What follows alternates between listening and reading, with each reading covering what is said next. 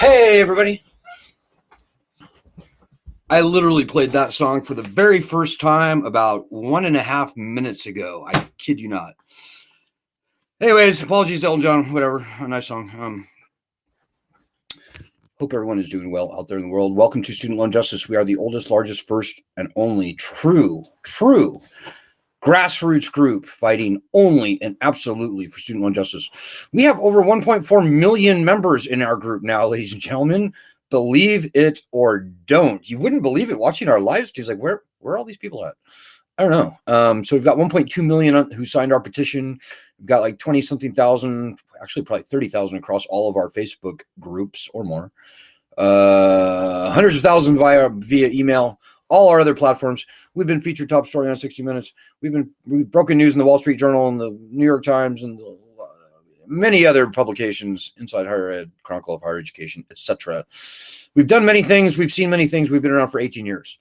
Suffice it to say, we know what of we speak about the student loan problem.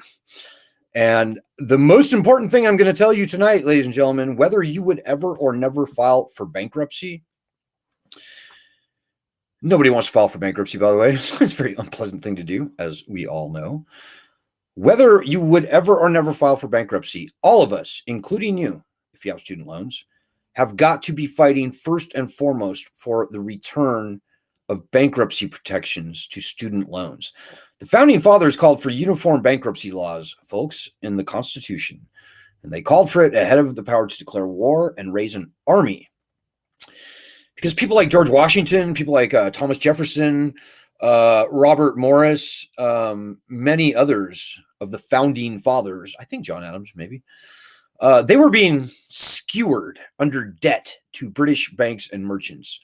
So it should come as no surprise that when they wrote the Constitution, at the near the top of the list of congressional powers is the call for uniform bankruptcy laws. So nobody wants to file for bankruptcy. It's a terrible, horrible thing to have to do, as we all know.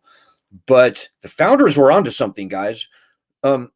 Bankruptcy was removed uniquely from student loans. So today, student loans are the only type of loan in the country, in fact, in our nation's history, since bankruptcy laws came around, to be uniquely excluded from standard coverage under standard bankruptcy laws. There are special laws that were created uniquely for student loans that make student loans, for all intents and purposes, impossible to discharge. So this started happening in 1976. The real banner year for the banks and the lending companies was 1998. But even in 2005, Congress, with all their with all of their lobbying dollars in their back pocket from the industry, they took bankruptcy rights away from private student loans. And I'm only laughing because I probably would be crying otherwise, ladies and gentlemen. This is one of the greatest economic injustices ever to be pulled by Congress on the citizens. I mean, I can't think of much worse, really, in terms of the scale and the scope of all of this. You know, the founding fathers knew something, and the student loan catastrophe is precisely what they wanted to avoid. Now, as a practical matter, ladies and gentlemen, here we are, May 2023. The loans have been paused for over 3 years now. The one thing that the student loan collection industry wants more than anything is for these loans to be turned back on and for bankruptcy rights to remain gone from the loans. You know, when you take bankruptcy away from a loan, you give the lender essentially a license to steal. You know, they can tack every nonsense penalty, fee, and otherwise onto the loan. They can explode the loan to, you know, many times the original borrowed amount legally and often maybe even illegally. But, you know, the bad guys don't really have to break the law on this. They've already bought the law by getting bankruptcy rights removed. So with this key point of leverage, which is what bankruptcy is, in other words, the threat of bankruptcy, which in all other cases for all other loans forces the lenders to behave with at least a bare minimum level of good faith, that's been taken away. And as a very practical matter in your life, in our lives, our financial livelihoods. I'm a borrower, by the way. I'm a defaulted student loan borrower. So I'm no different from you. The only difference between me and you is that I have lived and breathed the student loan problem and watched the bad guys operate for many, many, many years across both sides of the aisle, believe it or not. By the way, we're a fiercely nonpartisan group. If you're a Democrat or Republican, you're very welcome here. We pretty much hate both parties at this point.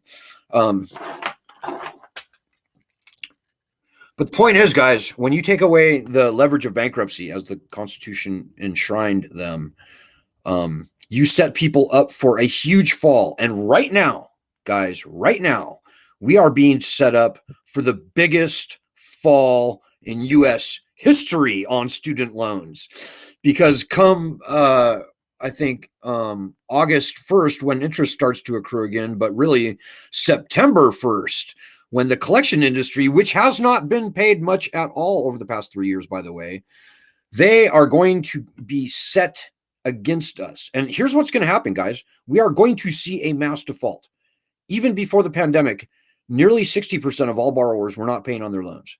Whenever they try and turn the loans back on, no matter, even in the best case scenario for the lending side, I think around 80% of everyone is not going to resume payments. So we're talking about a mass default event, which is exactly what the collection industry would like to see.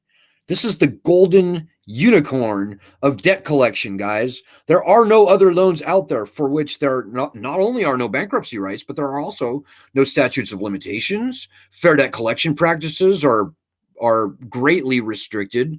Truth in lending laws are not applicable. We don't have a leg to stand on, guys. We have no power. The student loan borrowers have no power. And as long as that remains the case, we are going to be fed to the collection industry like sheep to a slaughter. I tell everyone, you need to be bulletproofing yourself right now. That's what you need to do. But also, in fact, more important than that, or as important, we need to be fighting with every ounce of strength we have to get bankruptcy protections restored to these loans. Last session, we came very close. We had a bipartisan bill. There was both Republicans and Democrats on the bill. The bill would have easily passed if it were ever brought up to a vote. Well, at the very last minute, quite frankly, the Democrats betrayed us. It was a Democratic-controlled Senate and House and presidency.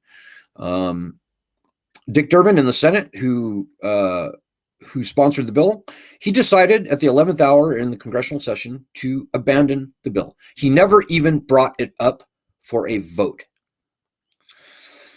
If we had fought harder, I think he would have. We work pretty closely with the Durbin people, but I've got to call a spade a spade. And the fact of the matter is, the Democrats betrayed us on this. Now, as I said, we're a fiercely nonpartisan group. Frankly, we hate both parties at this point. I think it's fair to say.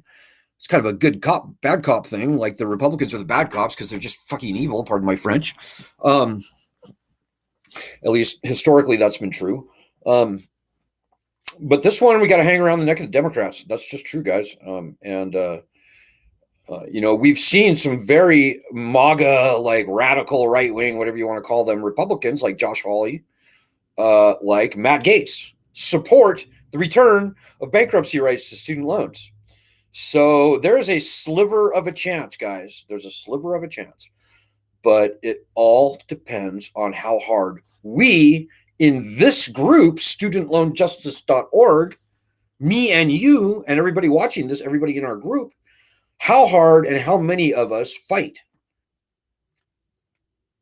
As I said, we came pretty close last session. This year, it's going to be tougher. Last year on any given day, I'd see a few hundred, once in a while, a few thousand people fighting with us on a daily basis, doing, for example, our daily actions, which you can see right here. We don't do them every day, but we do them most days. Way more people are going to have to fight, guys. And we certainly can't count on the other groups pretending to be fighting this battle to help us, because they've shown what they're going to do. And some of them are straight up corrupted. Others, I suspect, have been corrupted by the student loan collection industry. If there was another honest group out there actually fighting this battle as it needed to be fought, I would join that group. But that group is us. We're it, guys. We're it. And you can't unhear that. Hey, if you have any questions or comments, and I can see them on Facebook or Twitter, throw them out now, and I'm happy to entertain any and all questions, comments, editorial opinions, or otherwise. So this session, the most important thing, guys, is that we push the Republicans in the House. So we've seen great articles come from very conservative places, like the Federalist Society, the National Review, from professors at George Mason University, from people from terrible places like the Cato Institute. We're a fiercely nonpartisan group, guys. I swear to you. Whatever your political stripes are, you're very welcome here. We hate the Republicans. We hate the Democrats. So we're gonna talk bad about both parties here. You might want to get used to that fact. But we've seen very pro-bankruptcy articles come out from very conservative places. We've seen Republicans in Congress, like the guys I just mentioned, John Cornyn in Texas as well, John Katko in New York, David Jolly in Florida. We've seen quite a few Republicans come around. And in the social zeitgeist, we've heard people like Tucker Carlson decry the fact that bankruptcy has been removed from student loans. People like, what's his name? Cernovich, Mike Cernovich or something, some ultra right-wing MAGA something or another. I don't really follow that kind of thing. But point is, guys, if September 1st rolls around and we don't have our bankruptcy returned, we're going to be fed like turkeys at the Thanksgiving dinner to the student loan collection industry. And I have to wonder aloud if some of the other groups in this space aren't secretly hoping for that. Like the groups that have business relationships with the collection industry. And you can read between the lines on that one. But that's just too suspicious not to even not to mention. Anyways, guys, I digress. I need to turn on the light here. Hold on a minute.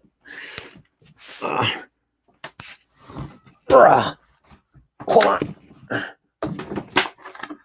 Ooh, that was difficult. I just pulled off some major gymnastics. It was pretty impressive. Oh well. But yeah, guys, there's a lot of fakes. There's a lot of AstroTurf groups out there. There's a lot of just fucking bullshit. There's just a lot of bullshit things going on out there in the zeitgeist. We can't count on the media.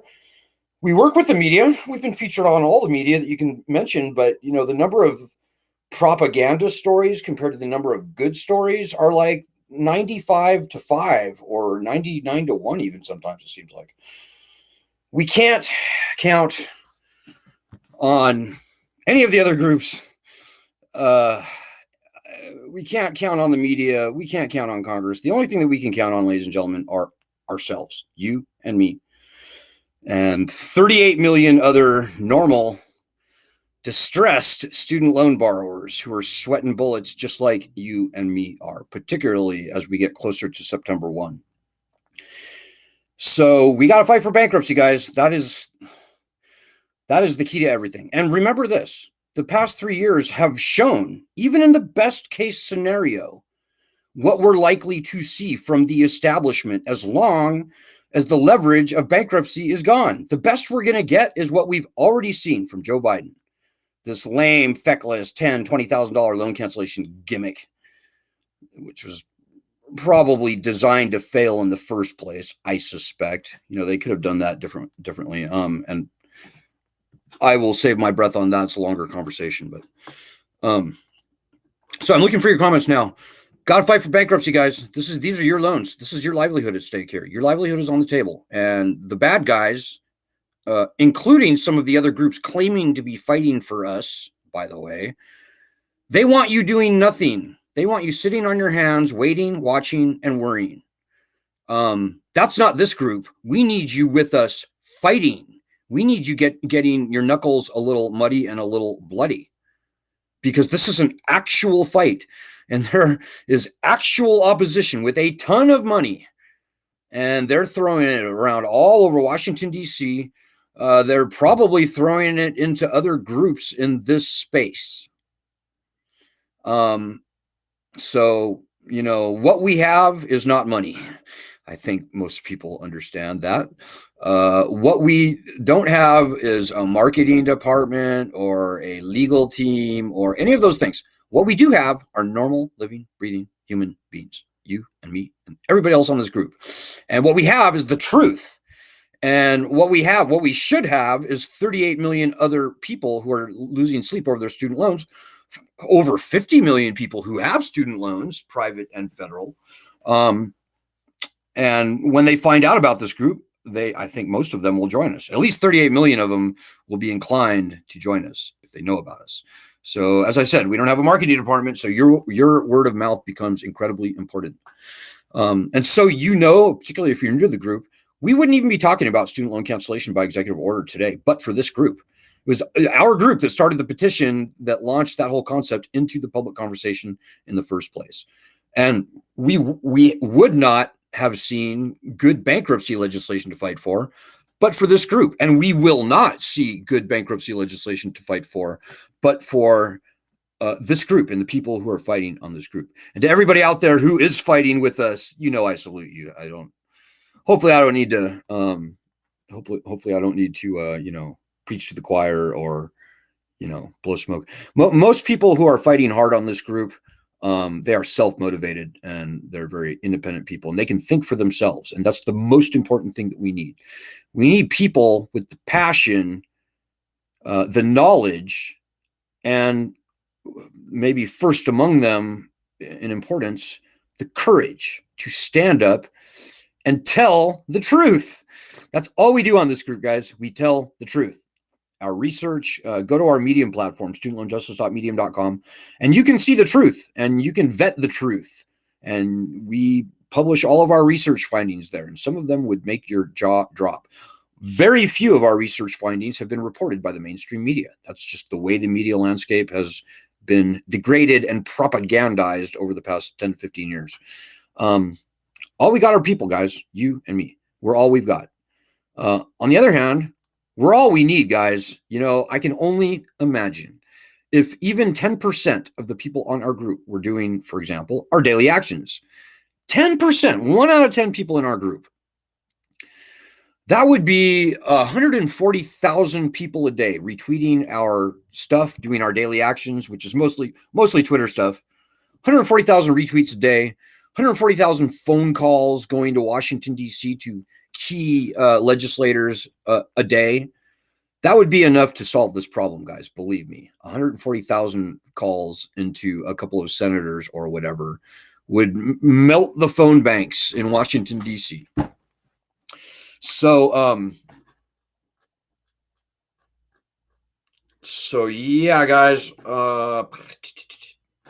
I'm looking for your comment. I can't always see the comments for some reason on Facebook or on Twitter for that matter, but hopefully, hey, Laura Gail Sweeney, I can see one comment. Laura Gail Sweeney says, it's so strange. The government wants to keep people in debt forever. Without a right to bankruptcy seems like a debtor's psychological prison, as I see it. Yeah, it's a debtor's prison without walls.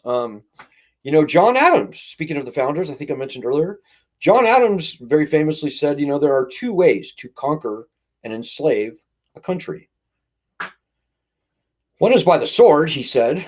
The other is by debt.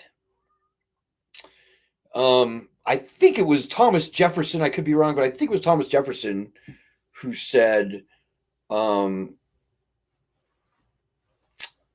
something like banking institutions are more dangerous to a republic than standing armies. Like, that's how important the founders knew that having a fair debt system in place is absolutely critical for the freedom of a country. So, and this this violation of the spirit, certainly, and in my opinion, it's never been adjudicated, but in my strong opinion, the letter of the law of the Constitution itself proves the wisdom of the founders in spades.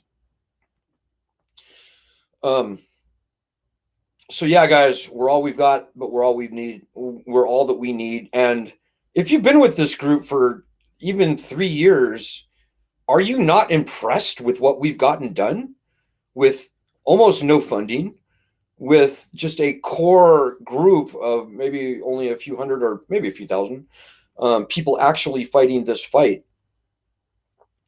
Hey, Joanna's with us. Hey, Joanna. Joanna says, good evening. I need prayers. I had a horrible, horrible day. Oh, I'm sorry to hear that, Joanna. Yeah, sorry to hear that. And even still, Joanna says, I still have done the daily actions. You know, I salute you, Joanna. That's exactly the spirit that we need to see in this group. You know, we have people like Joanna. She does our daily actions every single day. Like Martha in New Jersey. Martha is confined to a wheelchair. Martha can't even speak. Martha can't eat without a feeding tube. Martha has ALS. And even Martha finds a way to do our daily actions. Martha finds a way. In fact, Martha's actually running our New Jersey state chapter group. Martha's the heart and soul of this movement. And we love you, Martha. And we love you, Joanna and Laura. Obviously, we love everybody here. I love all the fighters on our group. And, you know, I think most of them would tell you it feels very good to be fighting this fight. You know, the founding fathers are on our side. 38 million distressed student loan borrowers who are never going to be able to repay their loans are on our side, would be on our side if they knew about us. We are the tip of the spear in this battle, guys. And that's it's a very historic endeavor that we're engaged in. And that's just true.